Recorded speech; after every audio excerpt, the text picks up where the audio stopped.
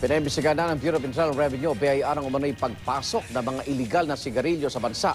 Patuloy po kasi nagre-reklamo ang mga kumpanya ng sigarilyo na bumababa raw ang kanilang mga benta dahil sa mga smuggled na sigarilyo. Lumabas sa isang pag-aaral na malaki ang nawawala sa kita ng bansa dahil hindi naman nagbabayad ng buwis ang mga importer ng iligal na sigarilyo. Depensa naman ng Bureau of Customs, patuloy ang kanilang audit sa mga cigarette companies. The university, right? They wouldn't spoil their reputation.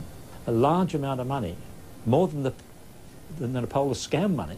And I'm pleased to see that the Secretary of Finance and the Commissioner of BIR have both recognised this and are looking into it today. Ang smuggling ay parang sayaw na tinikling. So yan ang custom, broker, at saka yung importer. Kung ang isa dyan ay ayaw, walang tinikling. Pinag-aawayan natin dito sa ating bansa ang mga PDAP at sa mga DAP. Magkano ba ang PDAP? 10 billion. Magkano ang DAP? 115 billion daw. Sabi, no? Eh magkano ang nawawala sa smuggling sa ating bansa? Yun lang buwis na nawawala. 200 billion a year.